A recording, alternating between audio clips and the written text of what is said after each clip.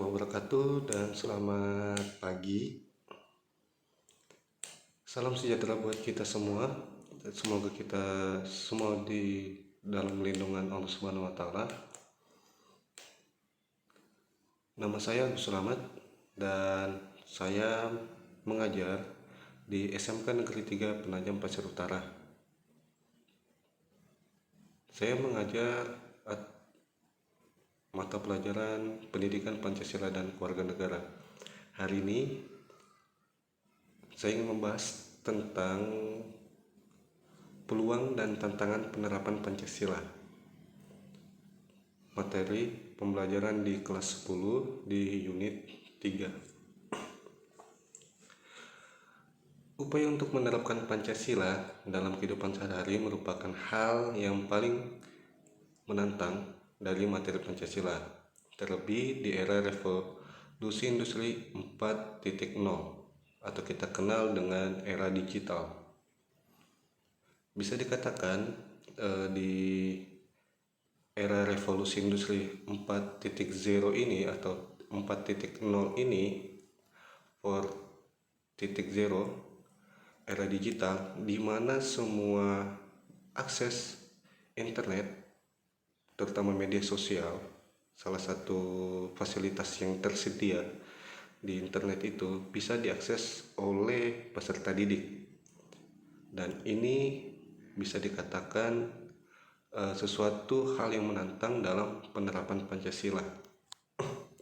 Salah satu contohnya adalah bangsa Indonesia ini sangat beragam. Negara Indonesia ini sangat dikenal dengan banyaknya atau beragamnya suku, ras, bahasa, agama yang ada di Indonesia. Di tengah-tengah keberagaman tersebut, bisa dikatakan masyarakat Indonesia masih tetap hidup dalam rukun dan damai. Walaupun ada beberapa faktor baik itu eksternal dan internal, tapi kebanyakan internal dapat memicu adanya sebuah konflik. Terlepas daripada itu, tradisi-tradisi yang ada di Indonesia itu masih tetap dijunjung tinggi, dan semua suku, ras, atau apapun keberagaman Indonesia tetap menjunjung namanya sikap toleransi.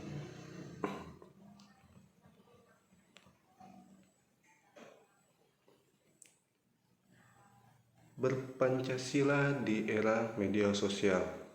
Data di tahun 2019 yang dirilis oleh We Are Social itu sekitar 150 juta pengguna media sosial khususnya di Indonesia, itu sebesar kurang lebih 56%. Angka itu melonjak di tahun 2020, lebih tepatnya di tanggal 5 Mei 2020. Dan ini melonjaknya ini salah satu faktornya yaitu dampaknya dari wabah COVID-19. Bisa dikatakan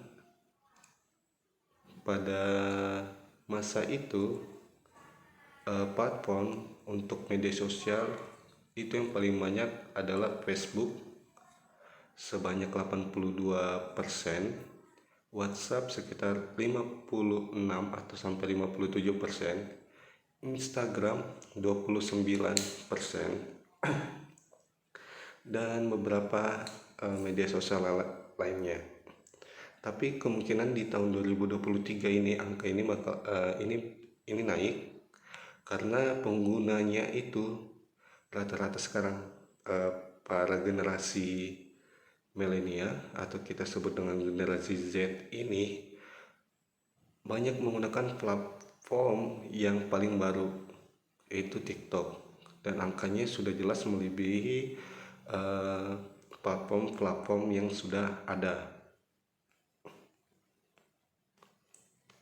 Selain itu, media sosial ini juga rentan dengan berita-berita hoax yang bisa disebarluaskan di manapun dan oleh siapapun yang tidak bertanggung jawab. Biasanya berita-berita hoax ini, ya, selain berita hoax ini, itu juga biasanya menyebarkan ujaran kebencian, intoleransi, radikalisme, dan itu bisa saja dikonsumsi oleh anak didik kita dimanapun dan kapanpun.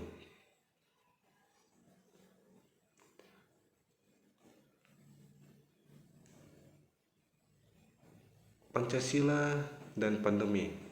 Kalau kita masih ingat di tahun 2020 lebih tepatnya, munculnya COVID-19 ini juga salah satu pemicu munculnya ketertarikan dan penggunaan media sosial yang sangat banyak, karena kita sebagai manusia yang bisa dikatakan makhluk sosial itu harus namanya bersosialisasi, berinteraksi, karena pada saat itu interaksinya tidak dibolehkan secara langsung, maka daripada itu banyak anak-anak muda atau mungkin kalangan orang tua juga melakukan interaksi dan sosialisasinya melalui media sosial.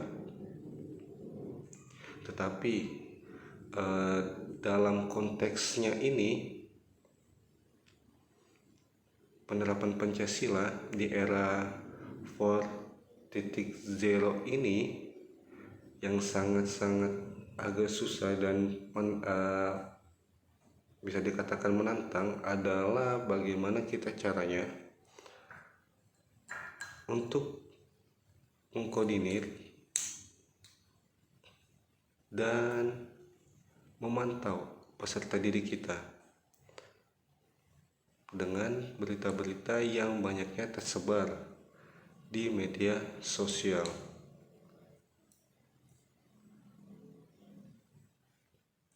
Sekian dari saya. Mohon maaf bila ada kata-kata yang kurang berkenan ataupun masih kurang dalam penyampaian. Saya akhiri. Assalamualaikum warahmatullahi wabarakatuh. Selamat pagi dan salam sejahtera buat kita semua.